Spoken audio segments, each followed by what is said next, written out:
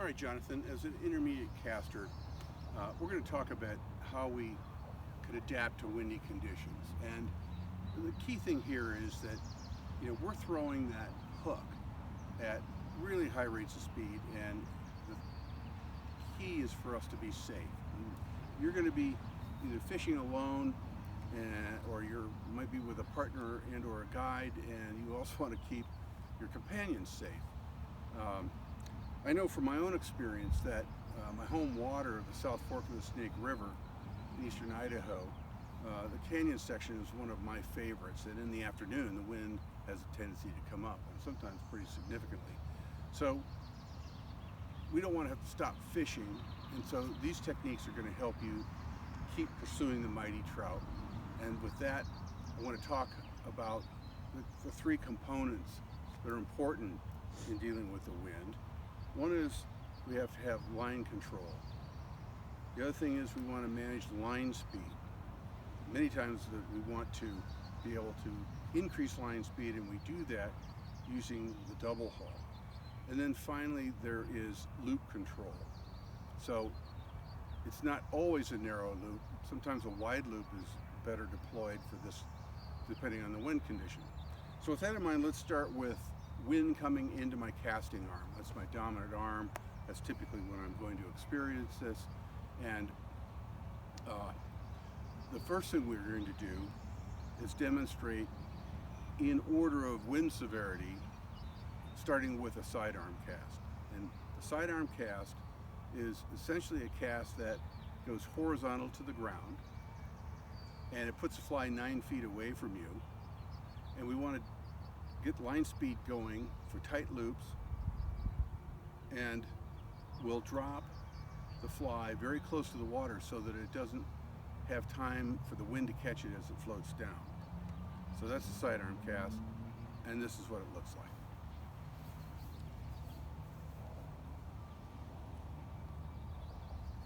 Now remember, I'm going to be hauling, so I want to strip a little line out, and it looks like this.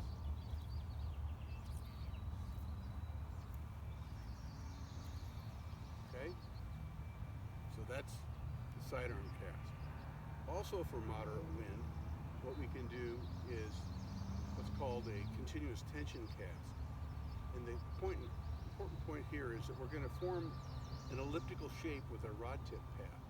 So we know, because the straight line rod tip path gives us the most accurate and narrow loops, that this is going to affect loop efficiency, but it does keep the fly under constant tension so that it never is going to float and be subject to the wind capturing it. So I'm going to cast in an oval, and I'm going to come up and down, and I'm going to haul with this cast to increase speed, and I'm also going to deliver the fly close to the water. It looks like this.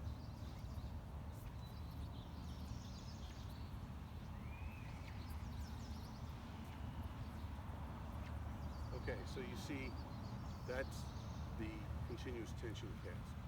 Now finally, the simplest thing to do, and the safest frankly, so for a really high wind, what you want to do is cast off the opposite shoulder. Now, double hauling on this side, in my experience, is a little more difficult, but the key is that with the wind blowing off my dominant shoulder, if I go to the opposite side, the wind is always going to blow the fly away from me. And it looks like this. Again, we're going downward. Just these little hauls. So that's casting with the wind coming to your dominant arm. The next condition is a headwind. This is when the wind is blowing in your face, it's trying to blow that fly in your face. And we can go back to our old friend, the sidearm cast. Again, we put the fly out 9 feet from our body. We haul to increase line speed, and we deliver the fly close to the water so that it doesn't get caught in the wind before it hits the water. So it looks like this. We're using a slight downward trajectory. So that's the sidearm cast.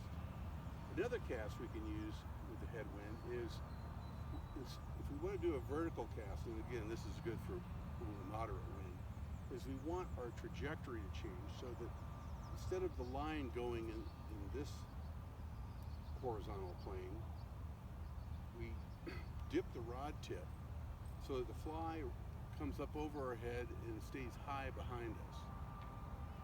That way it's not likely to hit us.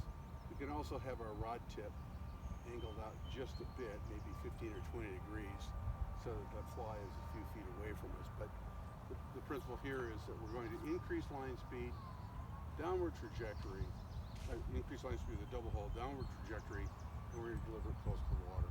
And it looks like this.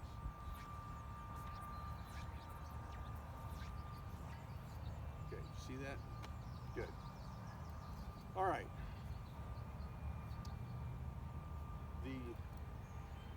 Is there another headwind? I think just two.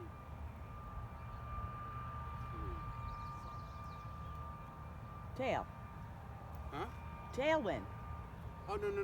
Is there another Oh, headwind? no. I didn't think so. Okay. The last condition is a tailwind, and that's when the wind's coming from behind us. It's trying to drive the fly in the back of our head or back. And a couple key concepts here is, one, we don't want the fly to get caught in the air behind us, so we want to shorten our cast. So we shorten our cast, and we'll try the good old sidearm again. And we've done that. We know what that looks like. Now we're going to do a shortened cast, and instead of a horizontal or downward trajectory, I'm going to put a little bit of a downward back trajectory in it.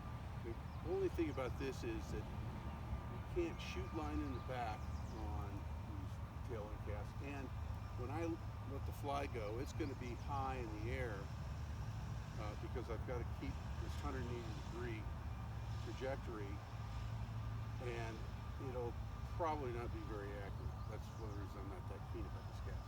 But here we go. So we get it going, hauling, and we let the fly go, and the wind is going to blow it that direction, but again, not as accurate. And then so those are two ways of dealing with tailwind. I would mention that one of the other great uses of a roll cast is for a tailwind, because you never have to cast behind you. And so we know what that looks like. It looks basically like